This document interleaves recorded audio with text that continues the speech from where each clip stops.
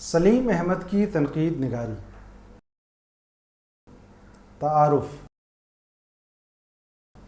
سلیم احمد 1927 میں ضلع بارہ بنکی کے ایک قصبہ کھتولی میں پیدا ہوئے اور وفات 1 ستمبر 1983 میں ہوئی. میرٹھ میں اسکولی تعلیم حاصل کی، وہیں سے میٹرک پاس کیا.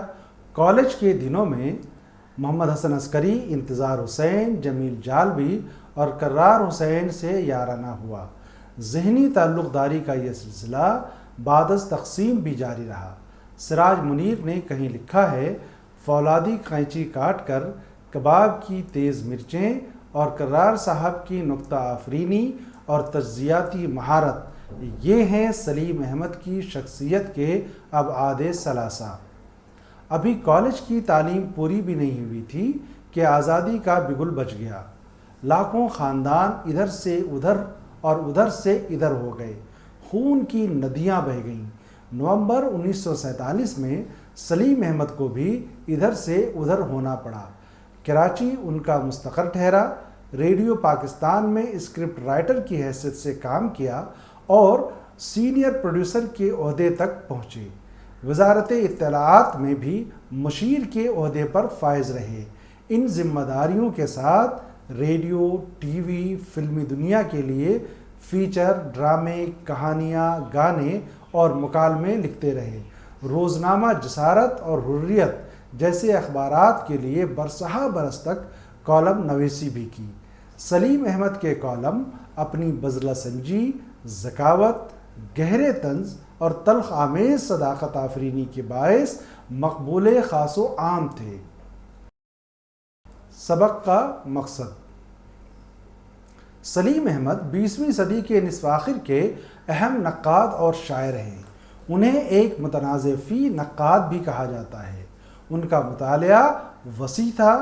تجزیہ کرنے کا ان کا اپنا ایک طریقہ تھا جس میں طنز و مزاح کے تاثرات مل کر اسے غیر معمولی دلچسپ بنا دیتے تھے. اردو میں اس اسلوب کی بنیاد سازی محمد حسن عسکری سے ہوئی. سلیم احمد کی ذہنی تربیت محمد حسن عسکری نے کی تھی. اسی لیے عسکری کی طنزآمیز اور چٹخارے والی زبان کی جھلک سلیم احمد کے طرز کلام میں بھی نظر آتی ہے. ہمارے طلباء کو اس بات کا علم ہونا چاہیے کہ محمد حسن عسکری اور سلیم احمد کی تنقید کی انفرادیت کیا ہے. درج ذیل امور کا علم حاصل کرنے کے بعد ہمارے طلباء سلیم احمد کے مقام کا صحیح تعین کر سکیں گے. سلیم احمد کے ذہن کا نفسیاتی تجزیہ. نئی نظم اور پورا آدمی. غزل اور نظم کی بحث. اقبال کی شاعری اور فکر کا محاکمہ. روایت، الہام، ارادہ اور شاعری. مغربیت اور اصول نقد. مقبول اور نامقبول شاعری. سلیم احمد اور نئی شاعری. سلیم احمد کے ذہن کا نفسیاتی تجزیہ. سلیم احمد کے ذہن کا نفسیاتی تجزیہ کرنے پر بعض نتائج بڑے دلچسپ برآمد ہوتے ہیں. مثلا انہیں نظریوں اور شاعروں کو تختہ مشق بنانے میں زیادہ لطف آتا ہے. وہ برسہ برس کی چھان پٹک کے بعد قائم ہو چکے ہیں، جیسے حالی، غالب، اقبال یا کم درجے کے شعراء میں اختر شیرانی اور مجاز وغیرہ. غیر ادبی اور عرف عام نظریوں پر بھی وہ مسلسل ضرب کاری لگاتے رہے، جنہیں ان کے پیر و مرشد محمد حسن عسکری پہلے ہی ذہن بدر کر چکے تھے، جیسے ترقی پسند نظریہ، پیروی مغربیت. بعض ان تصورات اور ادیبوں کے گنگان کرنے سے ان کی زبان نہیں تھکتی تھی جنہیں حسن عسکری نے اپنے ذہن کے ایوانوں میں ایک خاص مقام پر متمکن کر رکھا تھا، جیسے رینے گینوں کا تصور حقیقت، یا انہیں پورے جوش و خروش کے ساتھ بحال کرنے میں ایڑی چوٹی کا زور لگا دیتے ہیں. جس شاعر کو بالعموم کم مایہ اور بے مایہ ٹھہرایا جاتا رہا ہے، جیسے جوش ملیح آبادی، میر کے مقابلے میں غالب کو جو دستار فضیلت باندھی جاتی ہے، یہ چیز بھی سلیم احمد کے لیے تقریباً ناقابل برداشت ہے۔ میرا جی بھی انہی معنوں میں ان کی نفسیاتی کسوٹی پر پورا اترتے ہیں۔ حسن عسکری اگر ان کے لیے 5-10 اسماء صفات سے کام چلا لیتے ہیں تو سلیم احمد اسماء صفات کی جھڑی سی لگا دیتے ہیں، لیکن پیر و مرشد نے جس پر اپنا دست شفقت نہیں رکھا ہے یا جسے اپنے سقراطی طنز کا نشانہ بنایا ہے، سلیم احمد اس پر کب عتاب بن کر ٹوٹ پڑیں کچھ نہیں کہا جا سکتا۔ جب فیض نے اقبال کو موچی دروازے کا شاعر کہا تو اقبال کے حق اور اقبال کی وکالت میں وہ طومار باندھا کہ سلیم احمد کی داد ان کے نکتہ چی بھی دیں گے۔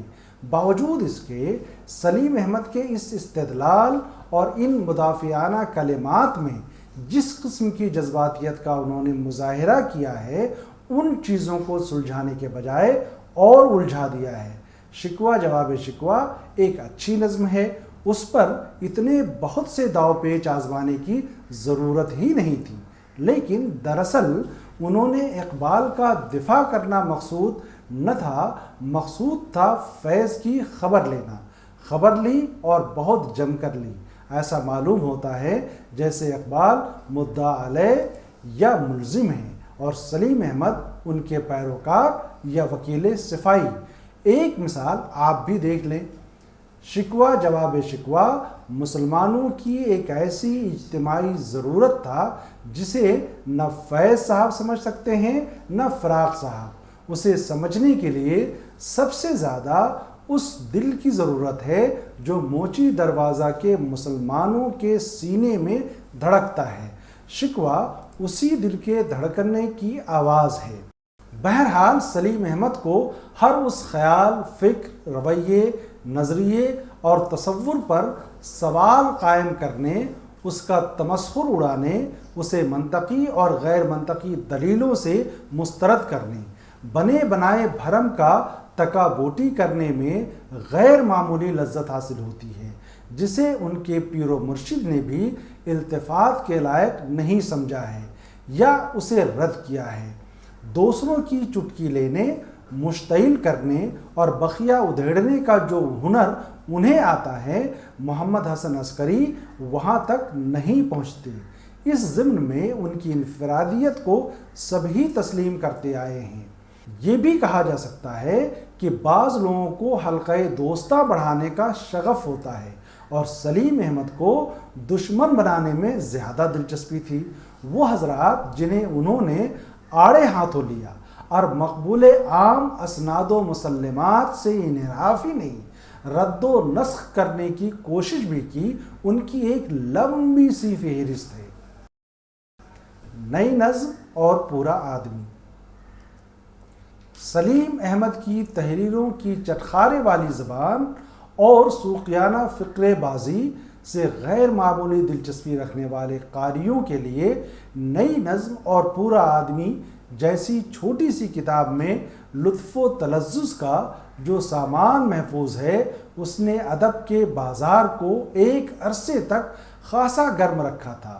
اس میں کوئی شک نہیں کہ اپنی نوعیت میں یہ تنقیدی کارگزاری عام دھڑے سے قطعاً مختلف ڈسکورس کا باب وا کرتی ہے، لیکن یہ باب واہی رہا کیونکہ کسی ایسے تھیسس کی توقع اس تحریر سے فضول تھی جو کسی نئی نہج پر ہماری ذہن سازی میں معاون ہوتی، یا تنقید کا کوئی ایسا تصور مہیا کرتی جو نامانوس ہونے کے باوجود بعض ایسے نئے امکانات کی کم از کم جھلک ہی دکھاتی جن میں ہماری جستجوؤں کو سرگرم رکھنے کا کوئی معقول اور مناسب جواز بھی ہوتا۔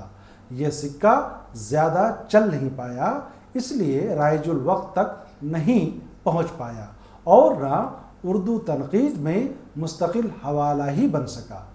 تنقید کے عمل میں محض تضحیک اور تمسخر، طعنہ و تشنیع، طنز و استہزاء، ملامت و مذمت یا پگڑی اچھالنے اور بھپتی کسنے کو اپنا وتیرہ بنا لینے میں اپنے وقت اور اپنی ذہانت دونوں ہی کا زیان تھا، اور یہ زیاں سلیم احمد کو بہت خوش آتا تھا۔ غزل اور نظم کی بحث۔ سلیم احمد نے نظم نگاری کی ناکامی کا غلغلہ اس وقت بلند کیا تھا جب کئی شعراء محض اپنی نظم کے بوتے پر قائم ہو چکے تھے۔ نون میم راشد، فیض احمد فیض، اختر الایمان، منیر نیازی اور مجید امجد ہی نہیں، نئے شعراء میں عمیق حنفی، بلراج کومل، قاضی سلیم اور دوسرے کچھ اور نام بھی ہیں جو اپنی نظم گفتاری ہی سے پہچانے جاتے ہیں۔ اس سلسلے میں سلیم احمد کے یہ بیانات توجہ طلب ہیں۔ نظم نگاری کی تحریک کسی بڑی روایت کے تسلسل کے بجائے ہر روایت سے بغاوت کے اصول پر قائم ہوئی۔ اس کا کوئی ماضی نہیں تھا، اس لیے اس کا جدھر منہ اٹھا چل پڑی۔ پیروی مغرب ہوئی تو مغرب کی بھونڈی پیروی کی صورت میں۔ اس کا اپنا کوئی وجدان بھی نہیں تھا۔ سلیم احمد یہاں تک تو قطعاً درست ہیں کہ معلوم نہیں نظم نگاری کی تحریک کو کامیاب بنانے کے لیے غزل کی گردن بے تکلف مار دینے کا عزم کیوں اختیار کرنا پڑا، لیکن اس کلیے کا کیا جواز ہے کہ نظم نگاری کی تحریک کسی بڑی روایت کے تسلسل کے بجائے ہر روایت سے بغاوت کے اصول پر قائم ہوئی۔ پہلی بات تو یہ ہے کہ سلیم احمد کے ان جملوں میں خوبصورت لفظوں کا جماؤ ہے۔ بس اگر کوئی 80 برس پہلے یہ فرمان جاری کرتا تو اس کے شاید کچھ معنی بھی ہوتے۔ نظم تو اقبال نے پوری طرح قائم کر دی تھی۔ اقبال کے بعد تو نظم نگاروں کی پوری ایک کھیپ ہے۔ ہر نظم نگار نہ صحیح، بعض نظم نگاروں کا اپنا دائرہ فکر بھی ہے، اظہار کی اپنی منطق بھی ہے، اور زبان و بیان کی بعض ایسی خصوصیات بھی ہیں جو اپنا ایک علیحدہ امتیاز رکھتی ہیں۔ یہاں غزل سے کوئی تقابل نہیں، لیکن اتنا ضرور کہیں گے کہ ہمارے ادوار میں نظم نے جتنے اسالیب وضع کیے ہیں ان میں جتنا تنوع ہے اور موضوعات، مفاہیم اور نئے سے نئے فکر کے سانچے جو نظم نے فراہم کیے ان سے ہم سرسری نہیں گزر سکتے۔ غزل اپنی زبان کی روایت، اپنے مضامین جو سانچے بن گئے ہیں کی روایت اور اپنے مخصوص لسانی خوشوں کی روایت سے گریز بھی کرتی ہے، تو گریز کا لمحہ زیادہ طویل نہیں ہوتا۔ لوٹ پھر کر غزل کے شاعر کی پھر یہ کوشش ہوتی ہے کہ انہی حدود میں اپنی آواز کو قابل شناخت بنا سکے، جبکہ نظم میں پوری آزادی ہے۔ شاعری کے لسانی اور فکری کینوس کو اس نے جو وسعت بخشی ہے، اس کی سب سے بڑی وجہ بھی یہی ہے کہ وہ کسی روایت سے خوف نہیں کھاتی۔ یہ بھی غلط ہے کہ ہمارے نظم کی کوئی روایت ہی نہ تھی۔ نظم کی روایت کا سلسلہ تو قلی قطب شاہ سے لے کر نذیر اکبر آبادی تک قائم ہے۔ مغرب سے بعض چیزیں مستعار لے کر ہم نے تھوڑا اسے نیا رنگ و روپ دینے کی کوشش ضرور کی ہے، جس کے بعد ہی اقبال جیسے شاعر کا امکان بھی روشن ہوا۔ اسے قطعاً مغرب کی بھونڈی نقل کا نام نہیں دیا جا سکتا۔ وہ نقاد جو ادب کی تفہیم میں غیر ادبی معیاروں اور نظریوں کے خلاف ہے، غالب کے تجزیے میں انہی ہتھیاروں سے لیس نظر آتا ہے۔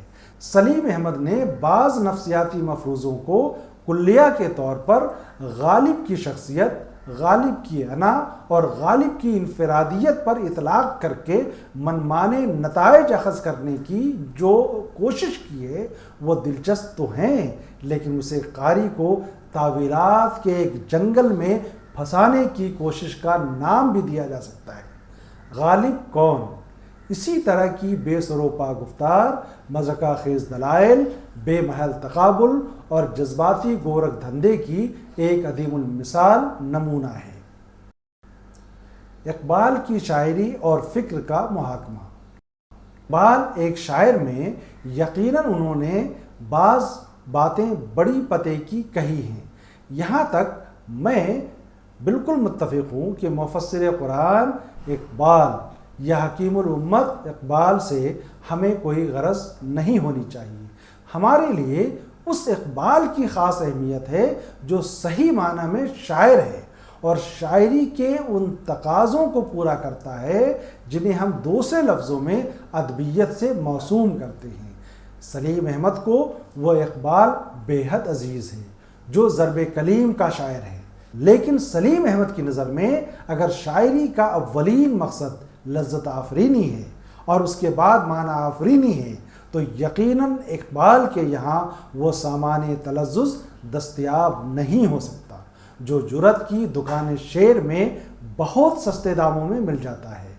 انشا اور رنگین کی عشق بازیوں اور خوش باشیوں کے اس میلان کی تلاش بھی اقبال کے یہاں بے سود ہوگی جس میں لذت آفرینی کوٹ کوٹ کر بھری ہے۔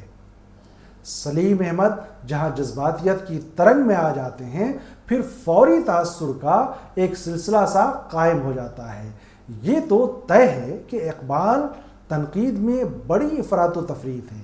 اقبال بنیادی طور پر شاعر تھے، وہ خطیب نہیں تھے، اگرچہ ان کے خطبات کا اپنا مقام ہے۔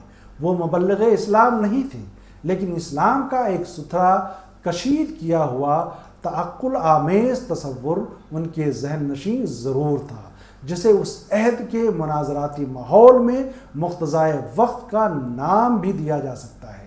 سر سید اور مولوی چراغ علی کی مثال ان کے سامنے تھی۔ اسے علم الکلام کی ایک نئی شکل سے تعبیر کیا جا سکتا ہے۔ اقبال کے معتقدات میں فہم عامہ کی کوئی گنجائش نہ تھی۔ انہوں نے اسلام کو ایک ایسے روایتی مذہب کے طور پر اخذ نہیں کیا تھا جس کی تعبیر کی سمت کبھی نہیں بدلتی۔ سر سید یا اقبال نے معنی کی تغیراتی فطرت اور کسی حد تک معنی کی جدلی فطرت کے راز کو بخوبی سمجھا تھا۔ روایت کے اندر چھپے ہوئے مگر پیوست ان الحاقات کا بھی انہیں احساس تھا جنہیں حشو و زوائد میں شمار کیا جانا چاہیے اور جن کے باعث حقیقت زمانوں کی دھند میں کہیں گم ہو گئی تھی۔ اقبال نے کتابی متون سے زیادہ اپنے ادراک کو مشعل راہ بنایا اور سر سید سے کم لیکن شبلی سے زیادہ روشن خیالی کا ثبوت فراہم کیا۔ اقبال نے اسلام اور مذہبی فکر کی تشکیل نو کے مقدمے میں مذہبی علم کی سائنسی شکل کو وقت کے ایک خاص تقاضے سے موسوم کیا تھا۔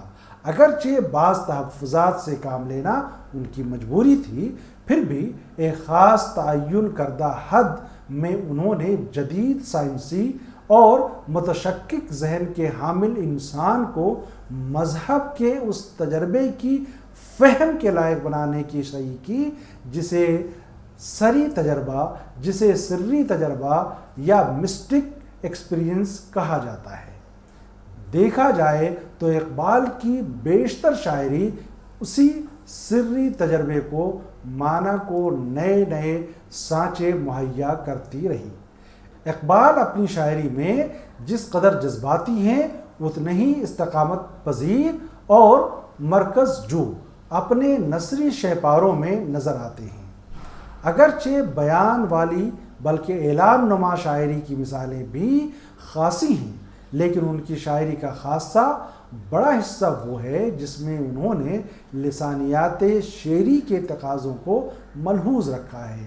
وہ مجازی اور ناراست زبان کے محرم راز بھی تھے اور اس راز سے بھی پوری طرح آگاہ تھے کہ فکر اور احساس، علم اور تجربے کے مابین مکمل یگانگت ہی شاعری کا سب سے بڑا تقاضا ہے۔ ان دونوں قدروں کو جب بھی الگ الگ کر کے دیکھا گیا تو اقبالیات کو وہیں شکست فاش کا منہ بھی دیکھنا پڑا ہے۔ سلیم احمد کا اصرار بھی اقبال کو شاعر اقبال کی حیثیت سے دیکھنے اور جانچنے پر ہے۔ اقبال کے سلسلے میں سلیم احمد کے ان خیالات کی معنی خیزی ہمیشہ برقرار رہے گی۔ اقبال کے یہاں انفرادی خیالات کی کثرت ہے۔ اقبال کی شاعری خیالات کی شاعری اس لیے ہے کہ ان کے وجود میں جو تحرک شاعری کی بنیاد بنتا ہے وہ ان کے ذہن میں پیدا ہوتا ہے۔ یہ تحرک ہی اس مسجد قرطبہ کو وہ شعریت بخشتا ہے جس کے بغیر یہ نظم نہیں ہوتی، ایک فلسفیانہ مقالہ بن جاتی ہے۔ جو لوگ اقبال کو فلسفی کہہ کر ان کے شاعر ہونے کا انکار کرتے ہیں، ان تک اقبال کے خیالات پہنچتے ہیں، شاعری نہیں پہنچتی۔ جو لوگ صرف جذبات و محسوسات کی شاعری کے قابل ہیں اور مسجد قرطبہ سے لطف اندوز نہیں ہو سکتے، ان کے بارے میں یہ کہا جا سکتا ہے کہ وہ اپنے جذبات اور محسوسات میں تو زندہ ہیں، لیکن ان کا ذہن مردہ و خوابیدہ ہے۔ روایت، الہام، ارادہ اور شاعری۔ سلیم احمد نے بعض ایسے اہم سوالات بھی اٹھائے ہیں جن پر ہماری تنقید نے کبھی سر مار کے توجہ دینے کی کوشش ہی نہیں کی۔ اس میں کوئی شبہ نہیں کہ بعض مسائل اور موضوعات یا امور کو اپنی بحث کا عنوان تو وہ سنجیدگی سے بناتے ہیں، ان پر بڑی فکر انگیز گفتگو بھی کرتے ہیں، کہیں کہیں فلسفے اور نفسیات سے مدد بھی لیتے ہیں، اور اکثر اپنے نجی تجربات کی گوٹ لگا کر استدلال کے تابوت میں آخری کیل ٹھونک دیتے ہیں۔ لیکن جہاں وہ زبان کے چٹکھارے کے پھیر میں پڑتے ہیں یا سیدھی سادھی بات میں ما بعد الطبیعیاتی رنگ کی آمیزش کرنے لگتے ہیں، وہیں سے ان کے قاری کے ذہن میں سب کچھ گڑبڑ ہو جاتا ہے۔ مثلاً روایت اور الہام اور ارادہ اور شاعری پر طول طویل بحث میں کئی جگہ اپنے سامع چونکہ اول الذکر مضمون حلقہ ارباب ذوق کی محفل میں پڑھا گیا تھا، بعد ازاں نئی شاعری نامقبول شاعری میں شائع ہوا، یا قاری کو غچے پر غچہ دینے کے بعد وہ اپنے کلیے اور دعوے کو صاف صاف صحیح اور دو ٹوک اردو میں اس طرح حاصل جمع کے طور پر پیش کرنے کی قدرت بھی رکھتے ہیں۔ میرا تصور یہ ہے کہ شاعر کو صرف شاعری کے ہی چڑھ بیٹھنے کا انتظار نہیں کرنا چاہیے اور نہ رضامند مرغی کی طرح اپنی انا کو حوالہ کرنے میں چینچا کرنا چاہیے، بلکہ خود بھی سپردگی کے لیے تیار رہنا چاہیے۔ یہی وہ مقام ہے جس کے لیے اس ارادے کو بروئے کار لانا پڑتا ہے جو ان کی قربانی کرنے کا ارادہ ہے۔ اس شعور کو جگانا پڑتا ہے جو عملی شعور کی محدودیت کو دور کر دیتا ہے۔ مغربیت اور اصول نقد۔ ہمارے نقادوں نے ایک طرح یہ بھی ڈالی ہے کہ اگر کسی شاعر یا فکشن نگار کے سر پر دستار فضیلت باندھنی ہے تو سند کے لیے مغرب کا حوالہ ضروری ہے، کیونکہ ہماری تنقید اپنے پیروں کے بل کھڑا ہونا تو جانتی ہی نہیں، یعنی اپنی کوئی رائے ہی نہیں رکھتی۔ حتیٰ کہ تنقید کے وہ اصول جو مغرب سے اخذ کیے جاتے ہیں ان کی چھان پٹک بھی نہیں کی جاتی، اور نہ ہی انہیں مغرب کے طویل سلسلہ روایات کی روشنی میں سمجھنے کی کوشش کی جاتی ہے۔ اگرچہ ساری اردو تنقید پر اس کلیے کا اطلاق نہیں کیا جا سکتا، اتنا ضرور ہے کہ حرب الحوث نے حسن پرستی شعار کی۔ ہم تخلیق کو تنقید کا مسئلہ تو بتاتے ہیں، اس سے لطف لینا نہیں جانتے۔ ہم یہ نہیں دیکھتے کہ وہ ہم سے کیا کہنے کے درپے ہے، یا اپنی فہم کا حصہ بنانے کے لیے اس کے مطالبات کیا ہیں۔ نقاد یا تو حب ذات یا حب انا کا مارا ہوا ہوتا ہے، یا مغرب کے ان مجرد نظریات کے نشے میں سرشار ہوتا ہے جنہیں اخذ کرنے یا جن کے اطلاق کرنے سے پہلے ان کے محل کے بارے میں غور کرنے کی اس نے زحمت ہی نہیں کی۔ مقبول اور نامقبول شاعری۔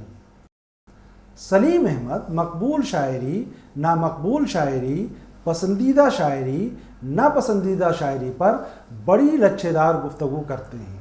درمیان میں بڑے مزے کی باتیں پھلجھڑیوں کی طرح چمک دکھاتی ہیں، اور بعض باتیں ایسی بھی ہیں جن پر غور کرنے کی بہرحال ضرورت ہے کہ سلیم احمد ہی نہیں، اب تو ایک ساتھ بہت سی آوازیں اٹھ رہی ہیں کہ نئی شاعری ہی نہیں، اس نئے افسانے نے بھی قاری کو اپنے سے دور کر دیا، جس کے تصور کے بغیر تخلیق اپنے معنی کھو دیتی ہے۔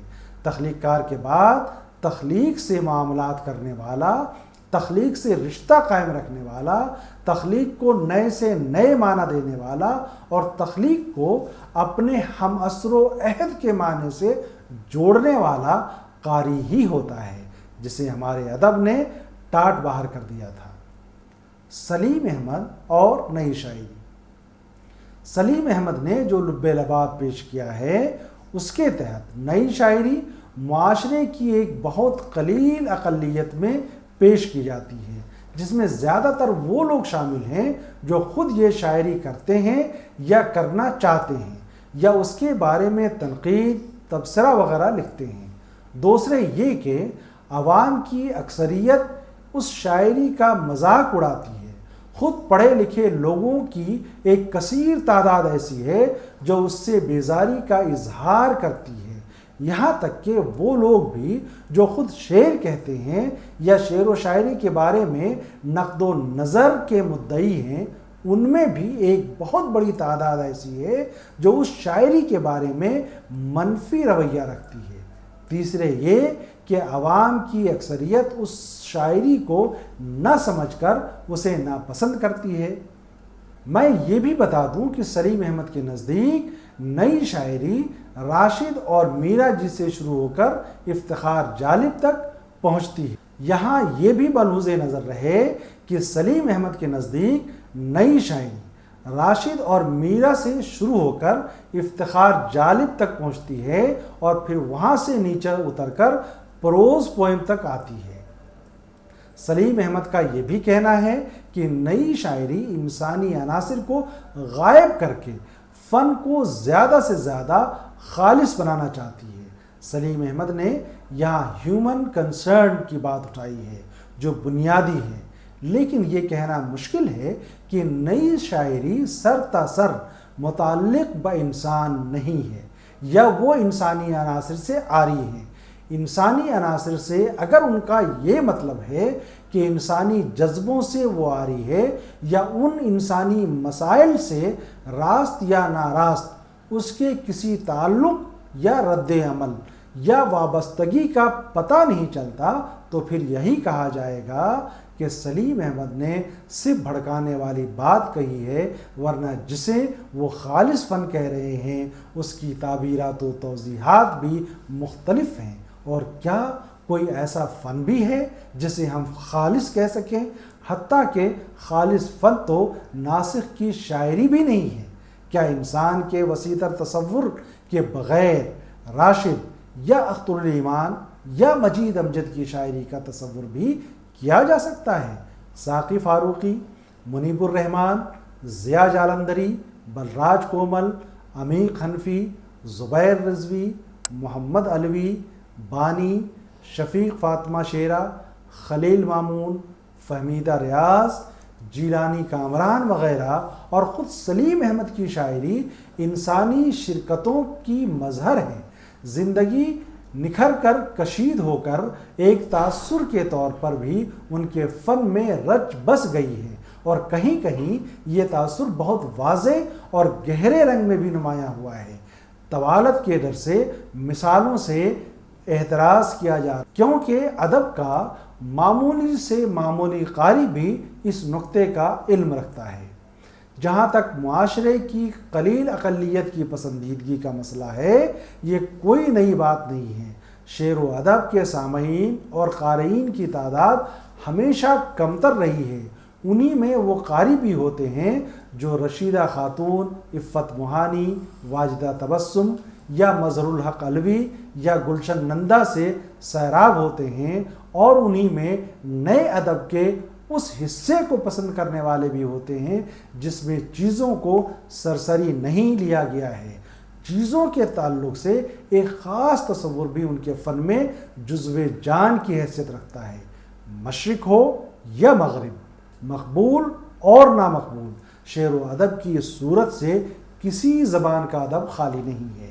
پسندیدگی اور مقبولیت کے جواز ہمیشہ بدلتے رہتے ہیں۔ کسی فن پارے کے بعد کسی پر واہ نہیں ہوتے یا کم ہوتے ہیں تو ایسے قاریوں کا بھی ایک حلقہ ہمیشہ اپنی موجودگی کا احساس دلاتا رہتا ہے، جنہیں اس فن پارے سے معاملت قائم کرنے میں دیر نہیں لگتی۔ شاعری سے وہی لطف اندوز ہو سکتا ہے جسے اپنی عمر کے ایک خاص حصے سے شاعری سے رغبت رہی ہے، تبھی وہ اس راز سے بھی واقف ہو جاتا ہے کہ اچھی اور بری شاعری میں کیا فرق ہے۔ ممکن ہے کسی ایسے ہی دوسرے قاری کا تجربہ کچھ اور کہتا ہو۔ نئی شاعری ہی نہیں، ہر چیز اس شاعری کے لیے اپنا ایک معنی رکھتی ہے۔